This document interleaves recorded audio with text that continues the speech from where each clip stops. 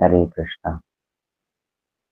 तो आज हम लोग पुनः एकत्रित हुए हैं ब्रह्म मुहूर्त के अंदर भगवान नाम से अपने दिन को आरंभ करके और वापस भगवान की ही मुख निसृत वाणी ये भगवत गीता को हम लोग श्रवण कर रहे हैं।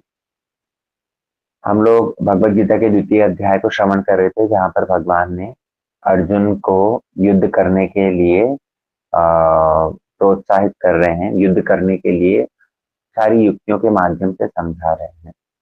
भगवान ने अब तक अर्जुन के जो हृदय में करुणा थी और करुणावश वो जो अपने आत्मीय स्वजनों को मारना नहीं चाह रहे थे, तो उस कारण का खंडन किया। और इसके बाद में भगवान अर्जुन के आनंद उपभोग करने में जो बाधा थी, यदि युद्ध करता है तो उसके फलस्वरूप वो आनंद प्राप्त नहीं कर पाएगा, तो उस विचार का भी खंडन किया। अब अगला श्लोक जो है, कल हम लोगों ने श्लोक संख्या 37 तक चर्चा करी थी। अब श्लोक संख्या 38 से भगवान ये डिस्कशन कुछ पूरा एक अलग लेवल पर लेकर जा रहे हैं, क्योंकि हमने पहले ही बताया था जैसे भगवत गीता ये एक योग शास्त्र है। तो हम क्रमशः इस भक्ति योग की जो सीढ़ी है, ये योग की सीढ़ी पर ऊपर ऊपर बढ़ रहे हैं। तो भगवान अब इस डिस्कशन को एक दूसरे लेवल पर, एक दूसरी सीढ़ी पर, अब तक हम एक सीढ़ी पर थे, अब दूसरे स्टेप पर ले जा करके और जो कर्मकांड के विषय में अब तक बताया, अपने ही शब्दों का खंडन कर रहे हैं। पहले भगवान ने इसके पूर्व श्लोक में बता दिया है कि हतो वा प्राप्त से स्वर्ग जित्वा वा भोक्ष से मही। तो यहाँ पर भगवान ने युद्ध करने के क्या फायदे हैं और युद्ध करने का क्या नुकसान है, उस सारे विषय में अब तक बताया है। 30वें श्लोक तक जो आत्म तत्व की चर्चा करी थी उसको चलो हटा देते हैं। उसके बाद से जब भगवान ने कहना चालू किया है 31 से ये 37वें श्लोक तक, तो यहाँ पर भगवान ने कर्मकांड की चर्चा करी। कर्मकांड मतलब कि ये करने से तुम्हें ये प्राप्त होगा, कर्म का क्या फल होगा, अगर युद्ध करोगे तो ये प्राप्त होगा, युद्ध नहीं करोगे तो अपयश होगा, युद्ध करते हुए मर जाओगे तब पर भी स्वर्ग मिलेगा, और युद्ध करने में जीत गए तब तो राज्य मिलेगा ही। तो अब तक तो भगवान ने प्रॉफिट लॉस ये सारी बातें कहते हुए अर्जुन को समझाने की कोशिश करी है। लेकिन अब यहाँ पर भगवान अपने ही शब्दों को कॉन्ट्राडिक्ट कर दे रहे हैं। कैसे? सुखे दुखे समे कृत्वा लाभा लाभो जया जयो ततो युद्धाय युज्यस्व नैवं पापमवाप्स्यसि। इससे पहले तो कहा था कि ये करो तो ये प्राप्त होगा, ये करो तो ये हानि होगी। तो इस तरह से प्रॉफिट और लॉस की बातें भगवान ने वर्णन करी। लेकिन अब कह रहे हैं कि लाभ हो या अलाभ हो, अर्थात लाभ हो या हानि हो, जय हो या पराजय हो, दुख हो या सुख हो, तुम सबके लिए सम हो जा, सुखे दुखे समम कृत्वा। तुम इन दोनों के ऊपर विशेष ध्यान मत दो अर्जुन। तुम युद्ध करो किस लिए? बोले युद्धाय युज्यस्व, युद्ध करने के लिए युद्ध करो, क्योंकि तुम क्षत्रिय हो, तो क्षत्रिय होने के कारण तुम्हारा एक कर्तव्य है, इसलिए तुम युद्ध करो। पहले के श्लोकों में अर्जुन ने प्रथम अध्याय के अंदर वर्णन किया था कि पापम एवं आश्रय, कि पाप हमारा आश्रय ले चुका है, इसलिए हमारी वृत्ति ऐसी हो रही है। यह पाप हमारा आश्रय ले लेगा यदि हम हमारे आत्मीय स्वजन को मारेंगे। तो इस श्लोक में भगवान ने कहा कि तुम युद्ध करने के लिए युद्ध करो, उसके माध्यम से क्या होगा? नैवम पापम अवाप्स्यसि, कि तुमको पाप लगेगा नहीं, तुम्हें पाप को पाप तुम्हारा बिल्कुल भी आश्रय नहीं ले पाएगा अगर तुम युद्ध करने के लिए युद्ध करोगे। तो यहाँ पर भगवान प्रत्यक्ष रूप से अर्जुन को युद्ध करने का इंस्ट्रक्शन तो दे ही रहे हैं। क्यों दे रहे हैं? क्योंकि ये उनकी इच्छा है। व्यक्ति जब कोई भी कार्य करता है भगवान की इच्छा को जान करके, तो उसके अंदर कभी भी पाप का भय नहीं होता। कल मैं बतलाया था कि हम लोग कोई भी कार्य करते हैं तो उसके फलस्वरूप उसके अंदर पाप या पुण्य, मतलब उसका जो अच्छा फल और बुरा फल, दोनों के चांसेस रहते हैं। तो हम अच्छा फल लेने के लिए तो प्रस्तुत होते हैं, लेकिन बुरा फल लेना नहीं चाहते। आप कोई भी कार्य करोगे इस जगत का जो इंद्रिय तृप्ति के लिए है, तो मैंने सेल्फ सेंटर्ड काम जो कुछ भी होंगे, तो उन कार्यों के अंदर आपको उसका पॉजिटिव और नेगेटिव एस्पेक्ट दोनों के दोनों खुद को भोग करने पड़ेंगे। क्यों? क्योंकि वो कार्य अपने लिए किया गया है। लेकिन भगवत भजन में क्या होता है, यद्यपि भगवान ने ये भगवत भक्ति की बातें यहाँ पर बतलाई नहीं है, वो आगे आने वाले श्लोकों में अपने तत्व को भी बतलाएंगे और भगवत भक्ति ही सर्वश्रेष्ठ उस बात को भी बतलाएंगे। लेकिन टीका के अंदर तो जो हमारे टीकाकार है बलदेव विद्याभूषण प्रभु चक्रवर्ती पाद और श्रील भक्तिवेदांत स्वामी महाराज जी, तो उन्होंने अपनी टीका के अंदर ये स्पष्ट, क्योंकि वो तो भक्त हैं ही, इसलिए उन्होंने पहले से ही इस भगवत गीता के जो अध्ययन करने वाले लोग हैं, पढ़ने वाले लोग हैं, उनको भी यही टारगेट इनका इनका सेट कर रखा कि वो भी भगवत भक्ति की ओर ही बढ़े। इसलिए उन्होंने अपनी टीका में वर्णन किया कि जो व्यक्ति भगवत प्रीति के उद्देश्य से कार्य करता है, तो उसके अंदर सुख हो या दुख हो, लाभ हो या हानि हो, जय हो या पराजय हो, लेकिन उसके माध्यम से उसको पाप नहीं लगता, उसके माध्यम से बल्कि उसकी सद्गति होती है। और वो आगे आने वाले श्लोकों में ये भगवान स्पष्ट कर ही देंगे, है ना। तो यहाँ पर बतलाया, पहले हम लोगों ने श्रवण किया था कि जो व्यक्ति कृष्ण भावनामृत रहता है, तो ऐसे व्यक्ति के ऊपर किसी प्रकार का ऋण भी नहीं होता, किसी प्रकार का कर्जा नहीं होता। लेकिन जो व्यक्ति अपनी इच्छा पूर्ति के लिए कार्य करता है, तो उसके ऊपर कई तरह के ऋण रहते हैं, कई तरह के पाप और पुण्य का फल उसको भोगना पड़ता है। इसलिए भगवान ने इस श्लोक के अंदर अर्जुन को कहा कि नैवम पापम अवाप्स्यसि, कि तुमको किसी प्रकार का पाप नहीं लगेगा, तुम केवल मात्र युद्ध करने के लिए युद्ध करो, उसका परिणाम क्या होगा उस विषय में मत सोचो। अभी श्लोक नंबर 39 के अंदर भगवान बहुत मुख्य बात कह रहे हैं। ये यहाँ से डिस्कशन जो है एक पूरा ट्विस्ट ले रहा है। भगवान कहते हैं, एषा ते अभीता सांख्ये बुद्धिर्योगे त्विमां शृणु, बुद्धया युक्तो यया पार्थ कर्म बंधम प्रहास्यसि। भगवान कहते हैं कि मैंने अब तक जो कुछ भी बात कही है, अब तक मैंने क्या कहा, अब तक मैंने सांख्य के विषय में बताया। सांख्य क्या होता है, इसके अंदर इस श्लोक के अंदर 4 शब्द आए हैं, 4-5 शब्द मुख्य हैं। देखो, सांख्य, दूसरा है बुद्धि योग, बुद्धि और योग, तीसरा युक्त, है ना। तो ये कुछ शब्द हैं जिनके ऊपर ध्यान देने की आवश्यकता है। भगवान यहाँ पर कहते हैं कि अब तक मैंने जो तुमको वर्णन किया वो तुमको सांख्य के विषय में वर्णन किया, लेकिन अब बुद्धि योगी इमाम सुनो, कि तुम अब जो है ये बुद्धि योग के विषय में सुनो। अच्छा, ये बुद्धि योग क्या होता है? उसके बाद में बुद्धिया युक्त्यो पार्थ यया पार्थ कर्म बंधन प्रहास्यति, अगर तुम इस बुद्धि योग को अपनाते हो तो उसके माध्यम से क्या होगा, तुम्हें कर्म का बंधन नहीं मिलेगा। क्योंकि पहले श्लोक में भगवान ने बतलाया है कि पाप नहीं लगेगा अगर तुम युद्ध करने के लिए युद्ध करोगे। तो इसका मतलब अपनी इंद्रिय तृप्ति के लिए नहीं कर रहे हो, तो उसके माध्यम से तुम्हें जो कर्म बंधन में फंसना पड़ता, सुख मिलता तो वो भी कर्म बंधन है, दुख मिलता तो वो भी कर्म बंधन ही है। इस बात को और थोड़ा सा स्पष्टता से समझना। भगवान ने श्लोक संख्या 37 के अंदर अर्जुन को ये कहा था कि तुमको स्वर्ग मिलेगा, और अगर युद्ध नहीं करते हो, इसके पहले वाले श्लोकों में कहा था युद्ध नहीं करते हो, तो उसके माध्यम से तुम्हें नर्क मिलेगा। क्यों? तथा स्वधर्मम कीर्तिम च हित्वा पापम अवाप्स्यसि। भगवान ने पहले श्लोक में ये कहा था कि तुम्हें पाप लगेगा अगर तुम युद्ध नहीं करते हो, और अगर तुम युद्ध करते हो और मर भी जाते हो तो तुम्हें स्वर्ग मिलेगा। अब पाप के फलस्वरूप नर्क मिल रहा है और युद्ध में मरते हैं तो स्वर्ग मिल रहा है।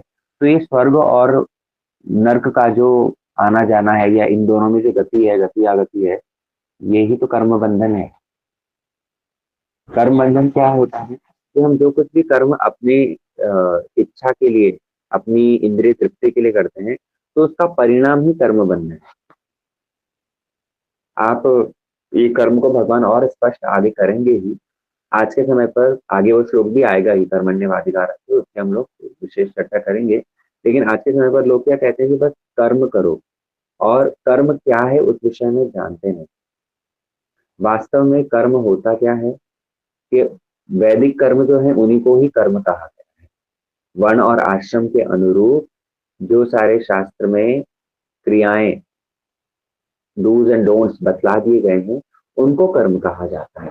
लेकिन लोग हर कोई कार्य जो शरीर से कर रहे हैं उसको कर्म मानते हैं। वास्तव में कर्म वो भी है, लेकिन वो कर्म क्या है, अल्टीमेटली बंधन का कारण बनता है। तो भगवान इस श्लोक में कह रहे हैं कि तुम एक अर्जुन, तुम बुद्धि योग का आश्रय लो। बुद्धि योग तुम इमाम सुनो, तुम इस बुद्धि योग के विषय में सुनो। और इस बुद्धि योग के विषय में जो मैं बता रहा हूँ उसको यदि तुम धारण करते हो, उसको सुनो, और सुन करके उसको यदि तुम धारण करते हो, उस बुद्धि योग के अनुसार कर्म करते हो, तो उसके माध्यम से क्या होगा, कर्म बंधन प्रहार। अब आगे आने वाले श्लोकों में भगवान इस चीज को बताएंगे कि वास्तव में बुद्धि योग तो यही है कि व्यक्ति मेरी शरण में आ जाए, है ना। फेमस श्लोक है, आप लोग को स्मरण होगा, ददामी बुद्धि योगम तम येन माम उपयान्ति थे। जो व्यक्ति मेरी चरण में आ जाए, तो भगवान आगे इस चीज को अवश्य स्पष्ट करेंगे। लेकिन क्योंकि यहाँ पर भगवान ने अब तक अपनी भगवत्ता को दिखाया नहीं, तो यहाँ पर बुद्धि योग का क्या अर्थ लिया जाए। यहाँ पर बुद्धि योग का अर्थ लेना है कि ऐसी बुद्धि, बुद्धि प्लस योग, बुद्धि मतलब तो इंटेलिजेंस हम सब जानते हैं, है ना। और योग का मतलब युक्त होना। तो कैसे युक्त होंगे, किस चीज से युक्त होना है।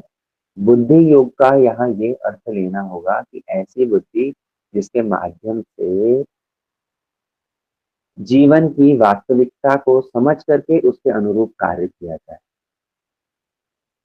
वापस से रिपीट करता हूँ, इससे पहले भगवान ने आत्मा के तत्व के बारे में बताया।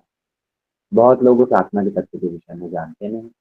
तो अब जब आत्मा के तत्व को हम लोग समझ चुके हैं, ये जो सांख्य शब्द है ना, सांख्य शब्द का अर्थ ही यही होता है जहाँ पर आत्मा की विवेचना, आत्म तत्व का विश्लेषण किया जाए।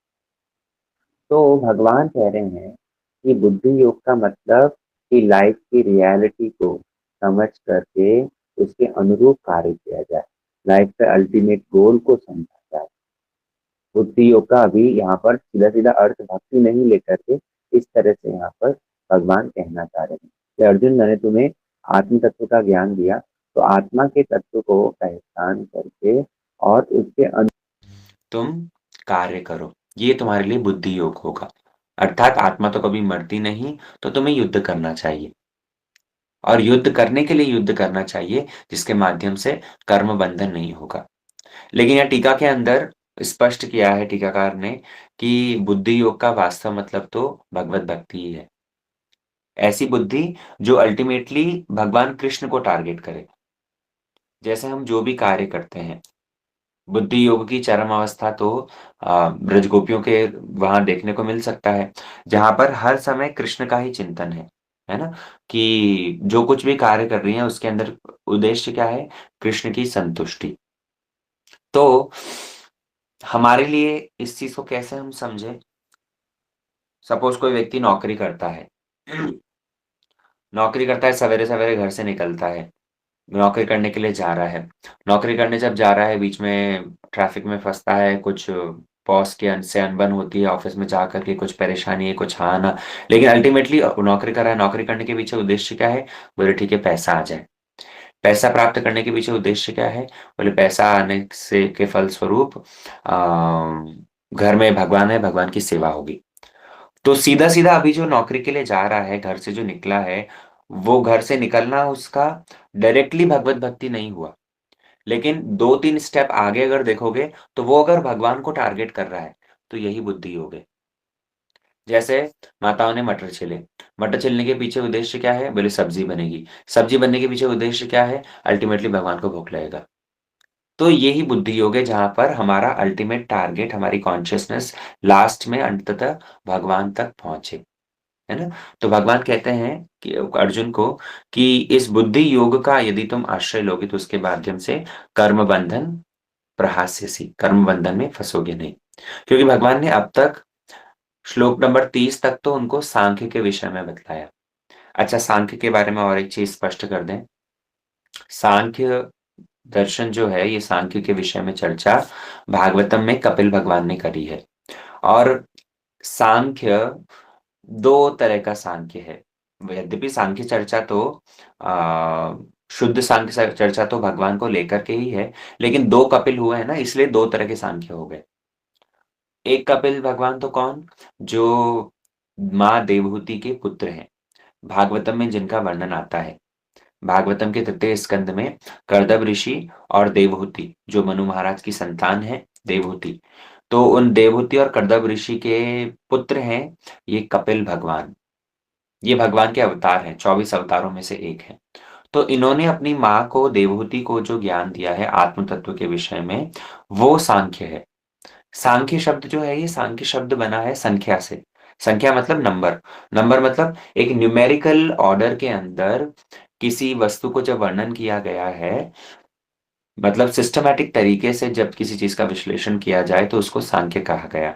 और विशेष करके यहाँ पर सांख्य जो है, सांख्य का अर्थ ये है कि आत्मा के विषय में जो पूरा पुंखानुपुंख वर्णन मिलता है, तो वो भगवान ने क्योंकि श्लोक संख्या 11 से 30 तक दिया, तो इसलिए उसको भगवान यहाँ पर सांख्य कह रहे हैं, है ना। और ये सांख्य भगवान कपिल द्वारा जो अपनी माँ देवहूति को दिया गया, वो सिमिलर है। वो सिमिलर है। लेकिन और एक इतिहास में कुछ वर्षों पूर्व ही कपिल मुनि हुए हैं। तो ये कपिल मुनि अलग हैं, उन्होंने भी एक सांख्य दर्शन का प्रवर्तन किया, लेकिन वो सांख्य कैसा है, वो निरीश्वरवाद है। वो सांख्य शुद्ध सांख्य नहीं है, वो निरीश्वरवाद है। वहां पर भगवान को स्वीकार नहीं करके और अलग कुछ बातें कही गई है। इसीलिए दार्शनिक शास्त्रकारों द्वारा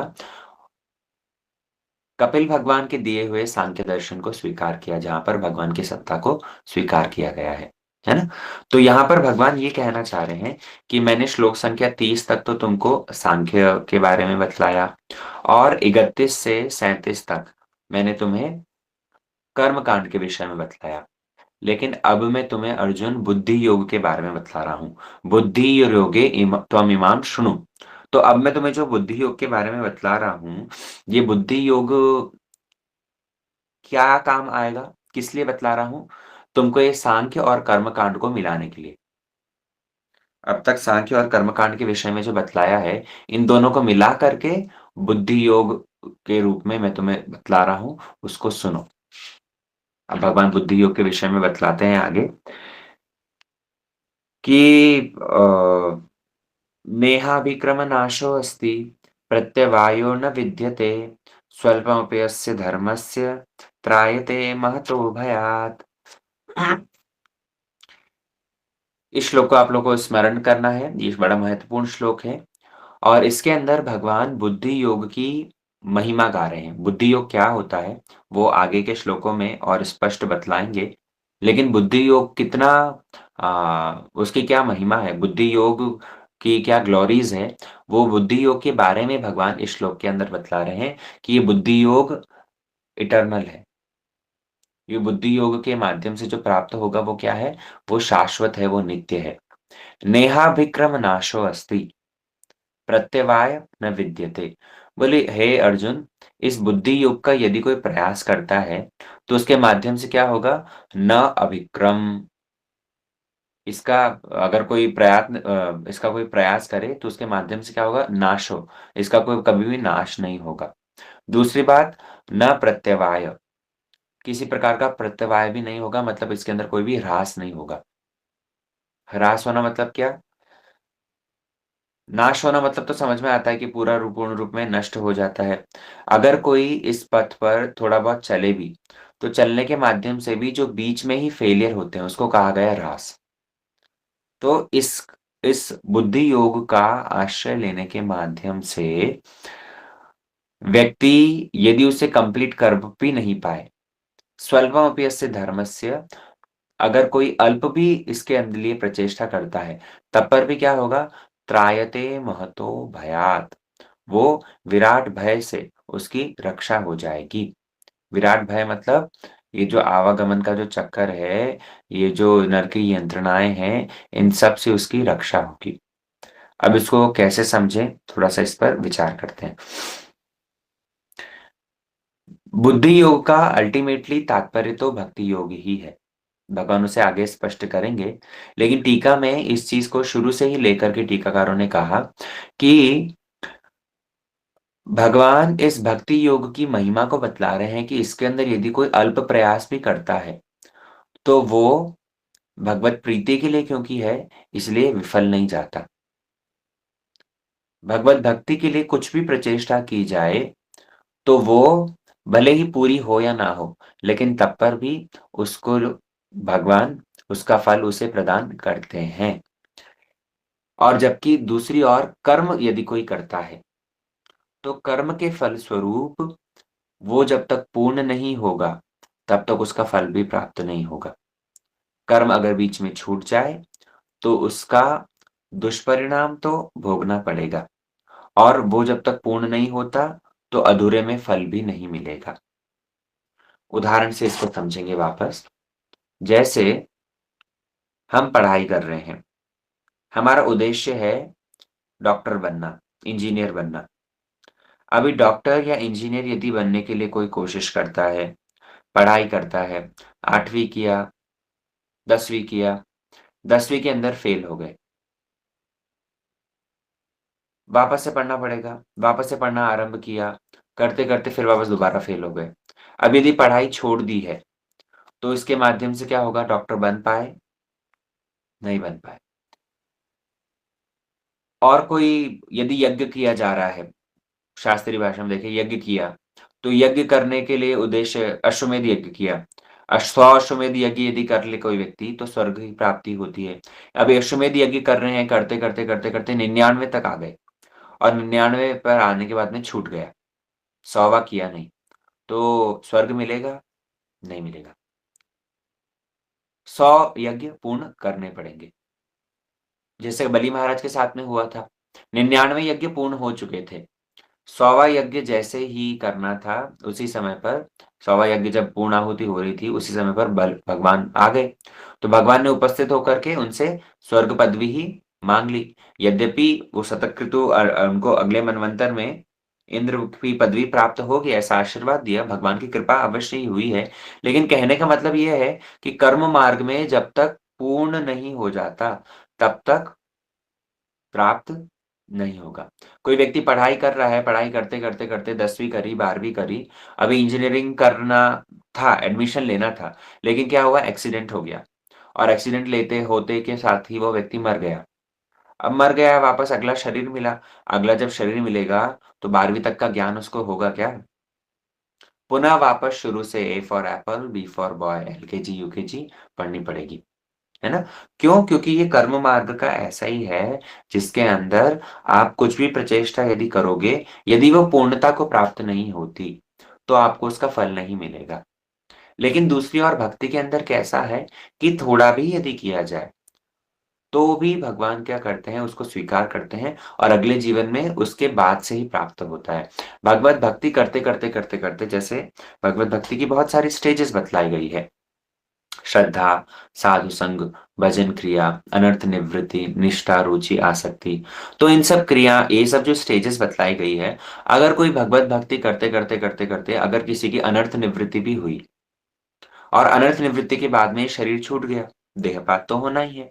तो शरीर यदि छूट जाए, शरीर छूटने के बाद में जब अगला शरीर मिलेगा, तो वो अनर्थ निवृत्ति से ही मिलेगा। वो पुनः वापस नीचे वाली सीढ़ियों से नहीं होगा। सांप सीढ़ी देखी है ना जैसे? सांप सीढ़ी में कभी-कभी क्या होता है कि किसी सांप के पास में अगर पहुँच गए, तो पूरा तुरंत वापस सारा नीचे आ जाते हैं। है ना?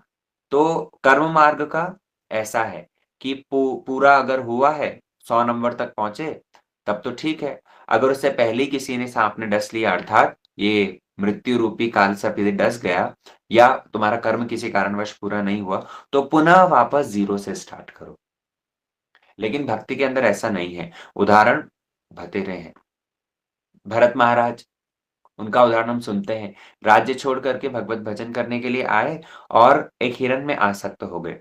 लेकिन हिरन में आसक्त हो गए, हिरन का स्मरण करते-करते शरीर छोड़ा। अगला जीवन हिरन का तो मिला, लेकिन हिरन का शरीर मिलने पर भी भगवत भक्ति नहीं छूटी।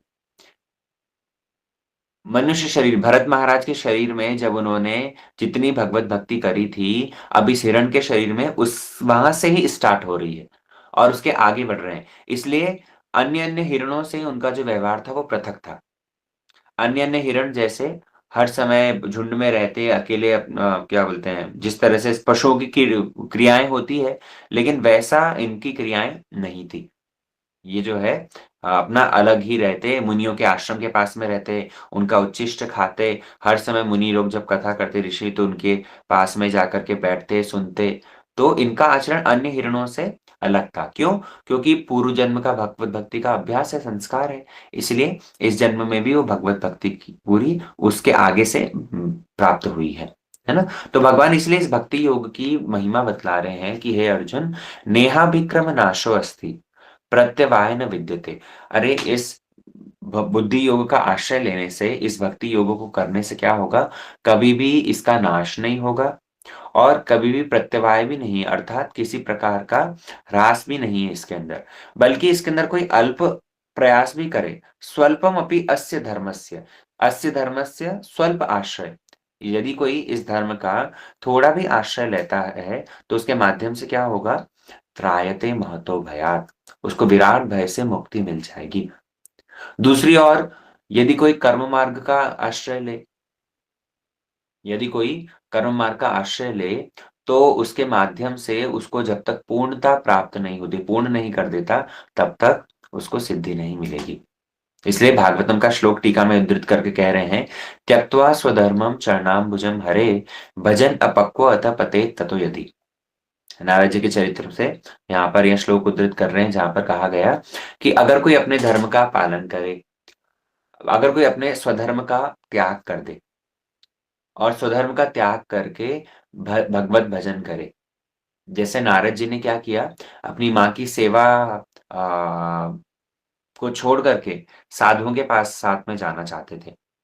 माँ ने क्योंकि मना कर दिया, नारद जी के पूर्व जन्म का जो चरित्र है आप लोग सुने होंगे, तो नारद जी माँ की सेवा को भी छोड़ करके साधुओं के साथ में जाना चाहते थे। माँ ने बाधा दी तो इस कारण से क्या हुआ है, रुक गए। लेकिन जैसे ही माँ का शरीर छूट गया, तो तुरंत निकले हैं भगवत भजन के लिए। और भगवत भजन करते करते करते करते उन लोगों को एक झलक भगवान का दर्शन तो हुआ, लेकिन उसके बाद में दर्शन हुआ नहीं, तो भजन अधूरा रह गया, भजन अपक्व रह गया।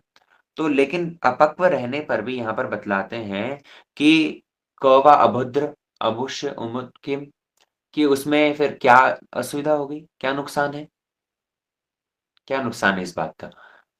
लेकिन दूसरी ओर यदि कोई अपने धर्म का ठीक-ठीक रूप में पालन भी करे, धर्म मतलब जो जागतिक धर्म है, मैं एक पिता हूँ, मेरा ये कर्तव्य है, मैं एक माता हूँ, मेरा ये कर्तव्य है, मैं एक देश का नागरिक हूँ, मेरा ये कर्तव्य है, मैं एक समाज में मैं एक व्यक्ति हूँ, मेरा ये कर्तव्य है। तो अपने इस शारीरिक धर्म का यदि कोई निष्ठापूर्वक पालन भी कर ले, तब पर भी उसको क्या प्राप्त हो जाएगा? को वा अर्थो आप्त अभजताम स्वधर्मतः।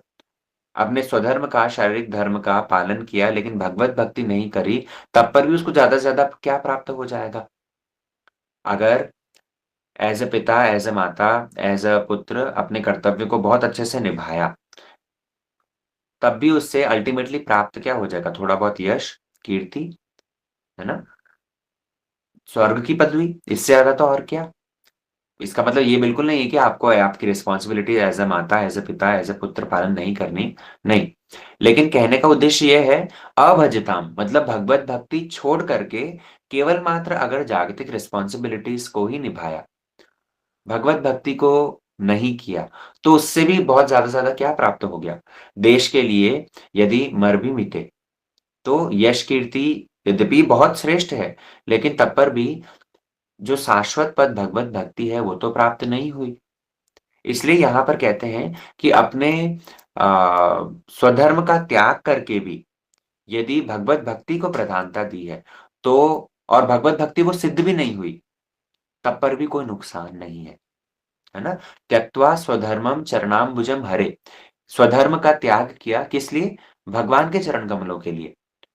त्यक्त्वा स्वधर्मम चरणाम्बुजम हरे, भजन अपक्व, उस समय पर भजन यदि पूर्ण भी नहीं हुआ, भजन पूर्ण भी नहीं हुआ तब पर भी कोई दोष नहीं है। यत्र क व अभद्र, अभूत, अमुष्य, उसमें कौन-सा अभद्र हुआ? अरे! एक बार भक्तिवेदांत स्वामी महाराज जी से किसी ने पूछा कि महाराज जी कोई नास्तिक व्यक्ति था कि आपने तो सारा जीवन ये हरे कृष्णा करते हुए निकाला। आपने भगवत भजन किया, अन्य को भी भगवत भजन की शिक्षा दी। प्याज लहसुन अंडा मांस मछली कुछ नहीं खाते, शराब नहीं पीते, और बिल्कुल आपका ऐसा जीवन है कृष्ण के कृष्ण को केंद्र में रख करके, कृष्ण को लेकर के। लेकिन अगर आपको जीवन के अंत में ये पता चले कि कृष्ण जैसे कोई कुछ है ही नहीं, भगवान भगवान कुछ होते ही नहीं, कृष्ण तो कोई है ही नहीं, और आपका सारा जीवन तो बिना सारा जीवन कृष्ण को भजन करते करते आपने निकाला, तो फिर आप क्या करेंगे? आपको कैसा लगेगा? भक्तिवेदांत स्वामी महाराज जी ने बोला कि देखो, हम तो अभी जो भी कार्य कर रहे हैं तो वो हमारे लिए कोई अरुचिकर नहीं है।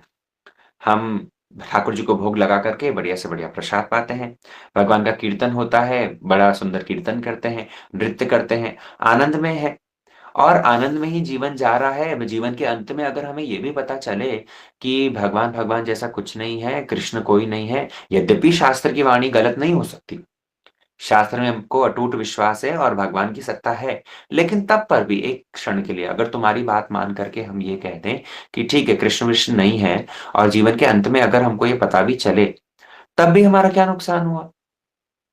हमने तो हर्षी खुशी जीवन निकाला, आनंद में ही नाचते कूदते भगवत प्रसाद पाते हुए जीवन निकाला।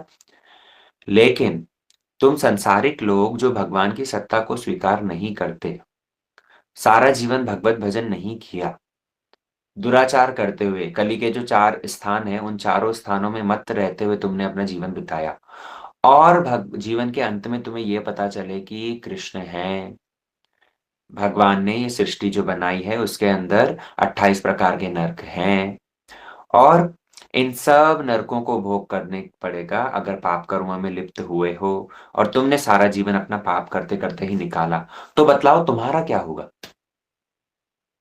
वो व्यक्ति तो फिर बिल्कुल मौन हो गया। तो कहने का उद्देश्य ये है कि त्यक्त्वा स्वधर्मम चरणाम्बुजम हरे भजन अपक्व। अगर अपने स्वधर्म का त्याग करके भी यदि कोई कृष्ण भावनामृत में लगा हुआ है, भगवत भजन कर रहा है, तो उससे क्व अभद्र अभूत अमुष्य किम, उसके क्या नुकसान है भैया? भगवत भक्तों को क्या नुकसान है? भगवान का नाम जाप करते हैं, मन में शांति है, चलो परमार्थ भगवान का धाम जैसा कुछ होता है उन चीजों को न भी माने, लेकिन तब पर भी इस जीवन में भी तो वास्तविक आनंद तो है ही। कहाँ आप सब जो लोग भगवत भजन करने का प्रयास कर रहे हैं, आपका सबका ये अनुभव होगा कि कृष्ण भावनामृत से जुड़ने के बाद में हमारा जीवन कैसा आनंदमय, कैसा सुखमय। चलो भगवत भक्ति का तो आनंद नहीं भी है, लेकिन तब पर भी जागतिक रूप में भी देखो, अगर मानसिक शांति के रूप में भी देखो, तो भी भगवत भजन में गुरुदेव का पदाश्रय ग्रहण करने के बाद में कितना आनंदमय जीवन है। और इससे पहले जो एक जीवन था, वो कैसा जीवन था? तो इसीलिए यहाँ पर बतलाया जा रहा है, भगवान कहते हैं कि ये ऐसा बुद्धि योग है कि इसके अंदर नेहाभिक्रम नाशो अस्ति प्रत्यवाय न विद्यते। इसके अंदर किसी प्रकार का ह्रास नहीं है, और किसी प्रकार से ये भक्ति योग नाश होने वाला नहीं है। अगर इस जीवन में 1% भी भगवत भक्ति करी है, तो अगला जीवन 2% से ही आरंभ होगा। भगवान इस बात को आगे भी और स्पष्ट करेंगे, वो हम विस्तार से फिर आगामी क्लास में श्रवण करते हैं। ठीक है, आज के सत्र को यहीं विश्राम दे रहे हैं। कल टेस्ट है, हमने पहले भी अनाउंस कर दिया था 29 को। कल आप लोग का टेस्ट होगा, इसलिए कल क्लास नहीं होगी। नहीं होगी इसका मतलब ये नहीं कि आप लोग टेस्ट भी ना दें।